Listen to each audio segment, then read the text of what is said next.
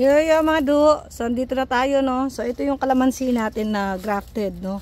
Ito yung nabibili mo sa mga Lowe's, ganyan. O kung saan man siya, oh, nagbubunga na siya ng panibago. Ito ho, ngayon pa lang siya naka-recover after nung ano niya, yung pag-transfer sa lupa. Tapos sabay, syempre, nagkaroon siya ng mga konting mga dugyot-dugyot na mga na-insekto siya. Kaya tignan nyo yung dahon niya nung una, ayan, oh, may mga ganyan.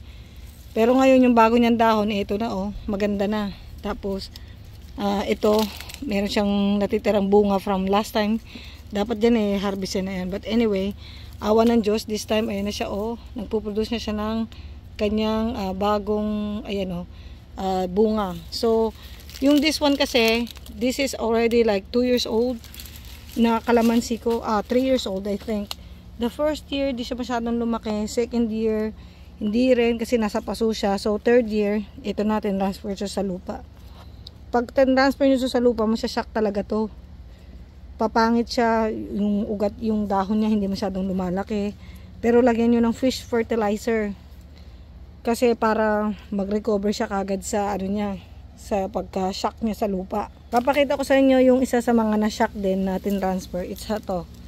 Ito ho, dati ho to, naka-recover to sa harsh winter. So tignan nyo siya, wala siyang masyadong dahon. Ayan siya, itsura niya, shock na shock talaga siya, hindi rin siya lumaki. Kasi nga, shock na shock to, itong orange tree ko na to. So nilipat ko siya dito, sa area na medyo malilim, ganyan, malilim na maaraw. Para yung pagka-shock niya sa lupa, hindi masyadong shocking, parang regal shock. Ayan o, itsura niya o. So, yung ugat niya, nagalaw talaga ng bongga. Kaya tinan mo yung ano niya, dahon niya, ang pangit. Kasi nasa-shock eh. Ganito ho yung itsura ng kalamansi ko dati nung unang transfer ko. Ayan o, yung mga dahon niya, ang pangit. Kasi yung lupa siguro, nag-adjust pa siya sa lupa. Tsaka pangit siguro masyado. Hindi pa ganun tunaw yung mga baso-basura. Kaya yan, nag-adjust pa siya. Ayan siya oh. At like I said, ito na yung itsura pag naka-adjust na. Yung dahon, mas maganda na. Ayan na siya. They able to produce fruit na talaga. Ayan oh, tulad yan oh. Nagbubunga na talaga siya. Yan na siya. Ngayon pupuntahan natin yung kalamansi ko na hindi ko pa na-transfer to. Dapat dito tin-transfer ko na kasi lalamig na eh. But anyway, dapat lagi tayong may backup na kalamansi kasi mahirap na, no? Tulad nito, ito maraming bunga eh. Ayan oh. Sobrang daming bunga na ho ng kalamansi na to. Ayan oh. Apakarami yung bunga. Na-harvest ko na yung iba. May mga, ayan na naman, may mga tawag dyan, uod. Nakikita ko yung mga uod na nang uubos ng dahon. Tanggalin mo lang o kaya isprehan mo to ng neem oil kasi delikado, dumadami sila oh. The next thing you know, ubos na naman yung dahon ng kalamansi mo. By the way, ito po yung harvest ko ng sitaw today. Ito naman isa kong kalamansi na nasa paso. Isa rin ho to sa backup. So, itsura niya oh.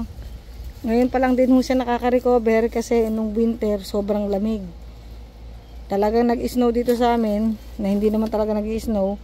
Kaya ang tagal bago siya bago siya naka-recover oh. So yung bago niyang dahon ito no. Yan yung bago niyang dahon ayun oh. Mas maganda na yung bago niyang dahon. So meron ako 2 puno na nasa paso. Para sure ball meron tayong backup na kalamansi just in case mamatay yung kalamansi na yon. So ito yung sinasabi ko sa Facebook ko na kalamansi naman na backup talaga. Ito talaga yun oh. Yung kalamansi from the seeds. 3 years old na po to. Mas maganda to eventually kasi mas marami to magbunga kumpara dun sa mga kalamansi na grafted. Kasi baby to eh. It will definitely grow itself.